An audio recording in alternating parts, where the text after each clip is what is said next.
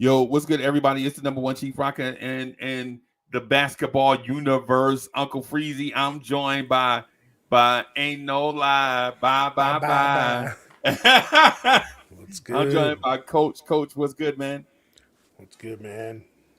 Yeah, man. Hey, so Salute. everybody, so we're gonna try to do a 8 minute or less video, just talking about tonight being the night in which most NBA teams will decide if they are a buyer and if they are a seller.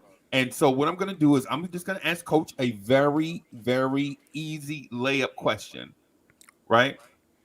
Coach, what is the difference between an NBA franchise being a buyer at the trade deadline and being a seller at the trade deadline? Okay. Well, the buyers are franchises that are looking for that one or two extra pieces that's going to put them over the hump, for the playoff race, Okay. or for maybe they're that one guy away for that championship aspiration, possibly. As far as the sellers, let's face it, things they've had some less than favorable outcomes with the current roster they thought maybe they had, and they're starting to notice that we're gonna have to start striking while the iron's hot, getting what we can, getting rid of getting solidifying our new future the best we can with the assets and talent we have currently. So the Right. people selling are in the business of, well, it ain't looking as good as we hoped it was going to be this year. So So you're looking to repurpose the roster, right? yeah, Like such as, and the not to cut coach Bulls, off, but since we only have like 8 minutes, yeah, yo, when I said 8 minutes, I was like, man, 8 minutes is a lot of time. And then I looked at the clock, I was like, wow. I would But say the coach, Bulls are sellers, yeah, one of the number one sellers right now. yeah, and they should be, but their front office. But here's the thing with sellers. So sellers aren't necessarily just bad teams, right? They may be a veteran team that for the past 3 or 4 seasons tried to squeeze every ounce that they could out of the roster, and then now they have expiring contracts. Mm-hmm. And guys on their team know they're not going anywhere and they just want to chase a ring, and so you'll move some guys like what Coach said, DeMar DeRozan in Chicago. You maybe ship him somewhere to maybe a Philadelphia whose star player is down, and you do the temporary fix until your stud comes back, or it could be a young team that has the veteran contracts on the roster just so that they can meet the salary floor. But since the season is halfway over with now, they don't have the use for the veteran. Mm-hmm. And since they're going to pay the veteran anyway, or the veteran's going to get paid anyway, they just move a veteran, like maybe in our case, a Evan Fournier. In previous years, guys like Derrick Rose in Detroit. Remember Derrick Rose in Detroit? Mm-hmm. With your very young team, a veteran guy, you know. But coach, here's the question, man. Halfway through, we have like half our time left.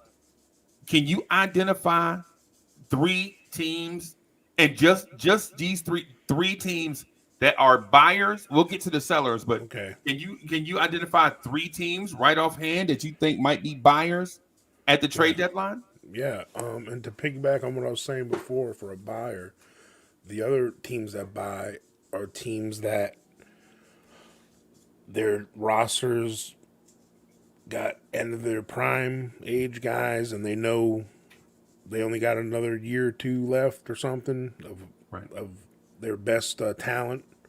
So for number one, for the buyers, for me, is like a team like the Lakers. I think they're a buyer right now.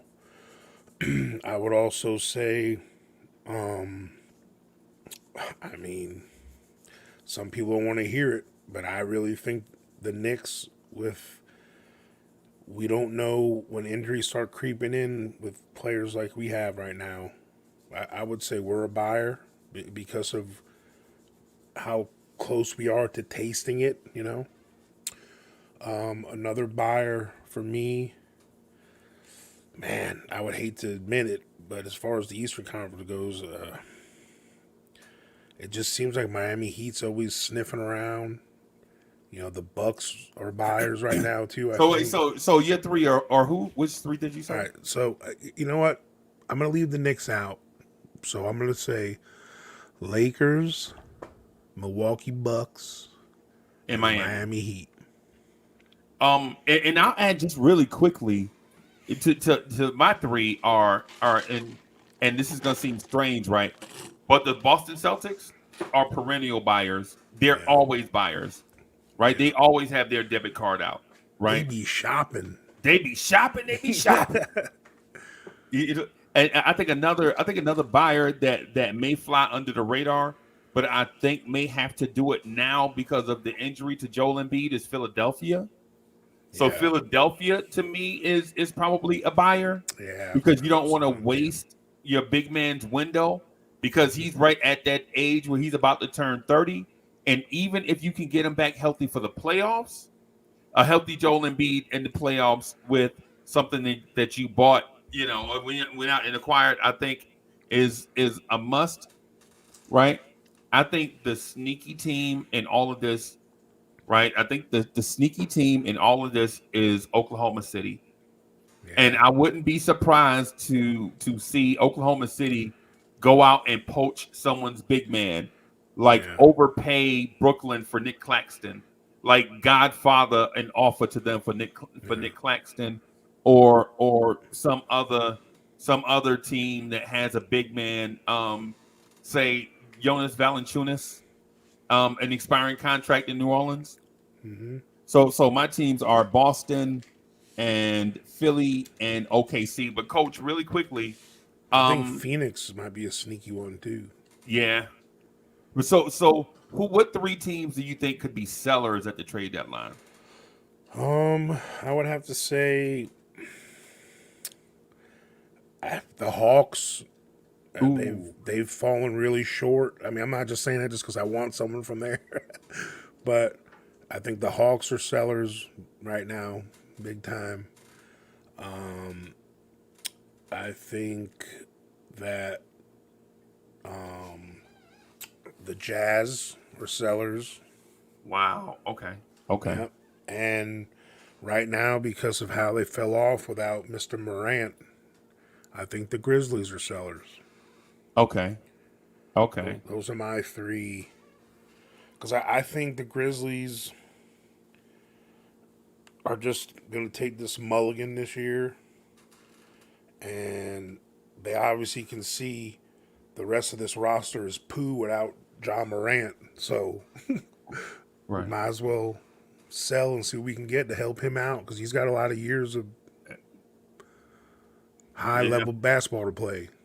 So my three sellers are and no pun intended, but my three sellers are in the cellar, right? Yeah.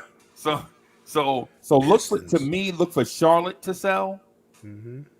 right? Look for the Washington Wizards to sell. Look for the Detroit Pistons to sell.